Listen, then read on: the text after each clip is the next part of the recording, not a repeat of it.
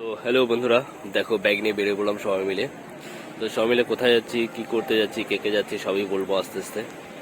তো আমরা যাচ্ছি কলকাতাতে। কলকাতাতে একটা ইউটিউবের ইভেন্ট ছিল, তো আমরা সেই ইভেন্টেই এখন পাওয়ার জন্য যাচ্ছিলাম। আর এই গরমে যাচ্ছি যেহেতু, তাই সবাই মিলে প্ল্যান করলাম যে একসাথে কিছু ঘুরে আসবো, কলকাতা ঘুরে আসবো, তার সঙ্গে দীঘা ঘুরে আসবো, কারণ আমাদের এমনি যাওয়া হয় না। তাই ভাবলাম একসঙ্গে ঘুরতে যাবো। আর দেখো এদিকে মাখানা গাছ, মানে মাখানা চাষ হচ্ছে প্রচুর মাঠ দিয়ে। আমাদের এখানে যেমন আলু, ধান, গম, পাট এইসব চাষ হয়, আর এদিকে মাখানা, পদ্ম, আর দেখো তার সঙ্গে আম গাছ। আম গাছ দেখে আমার মনে হলো যে মালদা ঢুকে গেছি। সত্যি করে মালদা চলে আসে, দেখতে দেখতে কত গল্প করতে কিন্তু মালদা চলে আসতে বেরো পাই।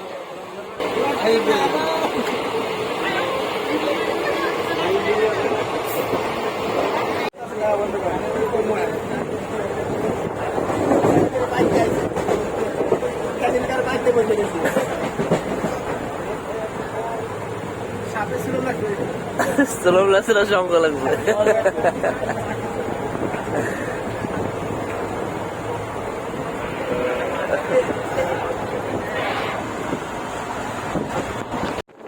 এখন আমরা বোলপুরে ঢুকে গেলাম। দেখো চারদিকে শুধু ধান, পদ্ম ক্ষেত, তার সঙ্গে আম গাছ, তাল গাছ।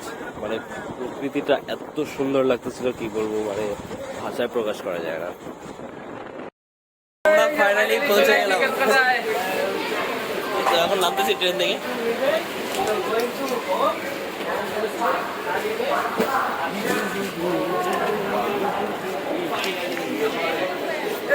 চলে আসছি ফাইনালি কলকাতায়। চলে আসলাম। নমস্কার বন্ধুরা। কোথায় মাঞ্চু দাদা, কোথায় মাঞ্চু দাদা?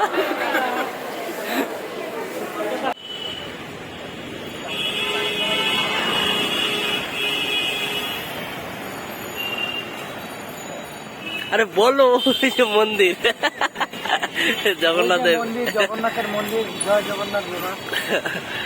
তো আমরা মাত্র চেক ইন করলাম হোটেলে চেক ইন করার পরে স্নান করলাম। স্নান করে আমি আর পথ বেরিয়ে গেছি হোটেল খুঁজতে, মানে খাবার হোটেল, ভাতের হোটেল, ভেজ। আমাদের মধ্যে ভেজ আছে, বলর বোন কবিতা ও ভেজ খায়, তো ভেজ হোটেল খুঁজতে বেরিয়ে গেছি। আর দেখো কলকাতার শহর, এত ব্যস্ত শহর।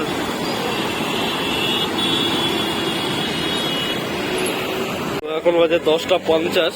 আমরা এখন খাওয়া দাওয়া করতে আসছি এখানে। এটা ভালো করে দেখে তো খালি ওয়েট করতেছি এখানে বলদের জন্য, ওরা এখনো বাকি আছে আসতে। আমরা 5 জন আগেই চলে আসছি।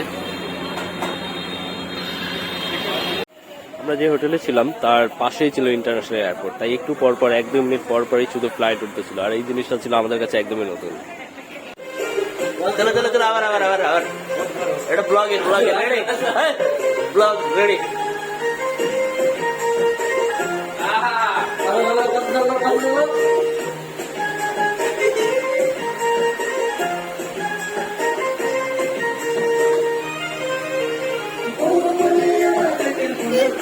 কি করে